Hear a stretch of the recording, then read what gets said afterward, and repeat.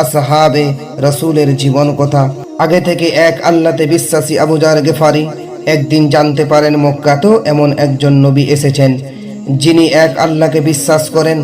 এই সংবাদ পেয়ে প্রথমে তিনি তার ভাইকে মক্কায় পাঠিয়ে নতুন নবীর সম্পর্কে জানতে বললেন, কিন্তু ওনার কাছ থেকে পাওয়া তথ্য তিনি সন্তুষ্ট হলেন না। পরে নিজেই যথাসামান্য খাবার ও পানি নিয়ে রওনা হলেন মক্কার উদ্দেশ্যে। সেখানে গিয়ে পরিস্থিতি কতটা অনুকূল সেটা বুঝতেই সারাদিন কাটিয়ে দিলেন। শত্রুদের আশঙ্কায় কাউকে নবীর সম্পর্কে জিজ্ঞাসাও করতে পারছিলেন না। দিন শেষে রাত এলো, তিনি ক্লান্ত হয়ে শুয়ে পড়লেন মসজিদে হারামের এক কোণে। আলী রাদিয়াল্লাহু তাআলা আনহু তাকে দেখে পরদেশি মুসাফির ভেবে নিয়ে গেলেন নিজ বাড়িতে। উত্তম থাকা খাওয়া ব্যবস্থাও করলেন, তবে উভয়ের মধ্যে নিজেদের পরিচয় নিয়ে কোনো কথাই হলো না। এভাবেই 2 দিন কেটে গেল। দ্বিতীয় দিন তিনি সাহস করে কথা বললেন।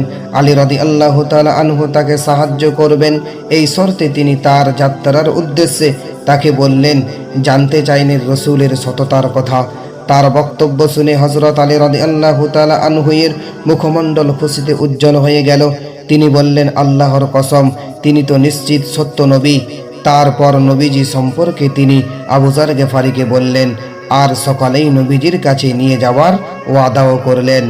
পরের দিন আবু যার গেফারি রাদিয়াল্লাহু তাআলা আনহু রসূলের বাড়িতে গেলেন।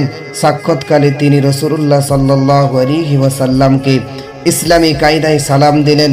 রাসূলুল্লাহ তাকে ইসলামের দাওয়াত দিলেন এবং কয়েকটি আয়াতও পড়ে শোনালেন। আবু যার গেফারি সেখানেই তাওহীদের কালেমা পড়ে মুসলমান হয়ে গেলেন।